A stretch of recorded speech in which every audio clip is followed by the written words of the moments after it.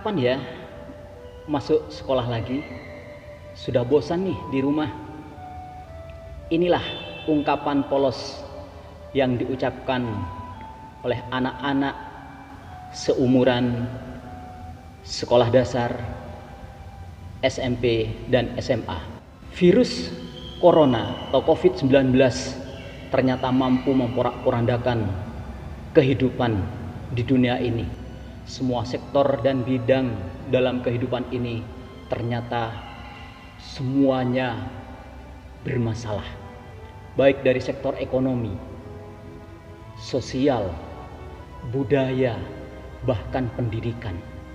Sedangkan pendidikan itu sendiri adalah merupakan sektor yang sangat vital karena menyangkut dengan kehidupan masa depan bangsa negara kita ini.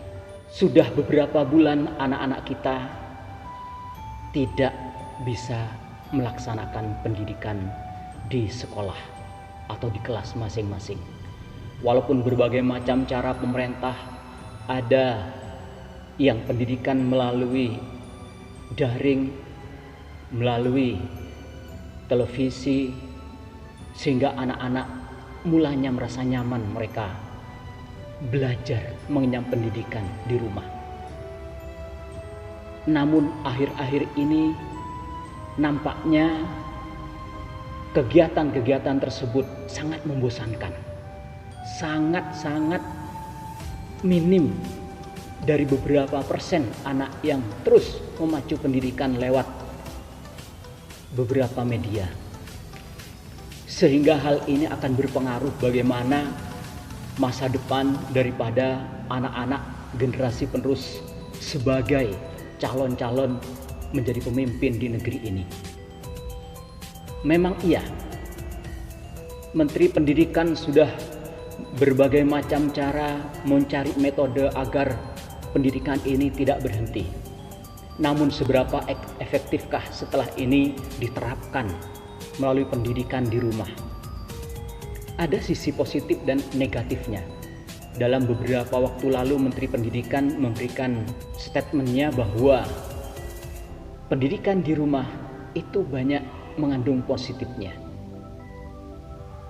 Di antaranya dia mengungkapkan bahwa dengan pendidikan di rumah anak-anak lebih dekat dengan orang tua, kemudian anak-anak lebih betah di rumah dan anak-anak juga bisa berinteraksi dengan orang tua. Di samping itu yang menurut dia orang tua lebih memahami, lebih mengerti bagaimana sang guru di dalam mengajar anak-anaknya, sehingga orang tua lebih menghormati terhadap si guru dan anak-anak tersebut bisa terus hormat kepada guru.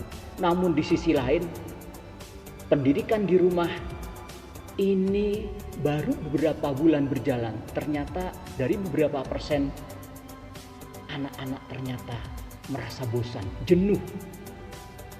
Karena kita ketahui bahwa pendidikan itu bukan hanya mengenyam ilmu dari buku, dari tulisan, dari bacaan. Namun pendidikan itu adalah pembentukan karakter. Karakter si anak. Dengan bersekolah di kelas, di sekolahan, mereka dapat bersosialisasi, berinteraksi dengan teman-teman, bagaimana dia menghormati guru secara langsung, bagaimana dia mengekspresikan daripada hal-hal yang dipunyai oleh si anak tersebut. Ini tentunya di sekolahan. Bagaimana di sekolah dengan berbagai macam cara, ada pendidikan, ada main, ada interaksi, ada ekstrakurikulernya. Nah, ini sangat mempengaruhi. Dan bagaimana juga dampak daripada ketika nanti para generasi penerus bangsa ini tanpa ada pendidikan yang berkelanjutan di dalam sekolah. Nah, ini merupakan pekerjaan besar bagi kita semua, terutama pemerintah. Terus harus mencarikan metode-metode bagaimana di dalam pandemi ini ada solusi yang terbaik agar anak-anak bisa terus bersekolah. ada kendala mungkin yang terjadi ketika anak-anak harus belajar secara online. Mungkin permasalahannya bagaimana dengan adanya sinyal yang ada di pelosok-pelosok, bagaimana keadaan orang tua yang tidak bisa menyediakan atau membelikan HP yang Android karena keadaan ekonomi yang saat ini memaksa.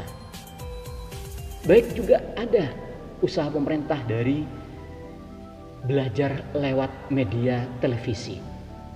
Namun awalnya mereka semangat, tapi pada akhirnya berapa persen saja yang terlaksana. Karena apa? Karena di saat ada penayangan belajar lewat media, sementara ada stasiun televisi yang lain menyajikan hiburan, sehingga anak-anak lebih kadang-kadang bisa memilih kepada tayangan-tayangan yang sifatnya menghibur.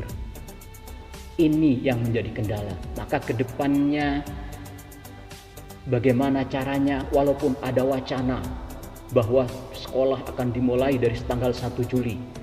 Ini baru wacana, sedangkan diklarifikasi kepada Menteri Pendidikan ternyata ini belum bisa dipastikan.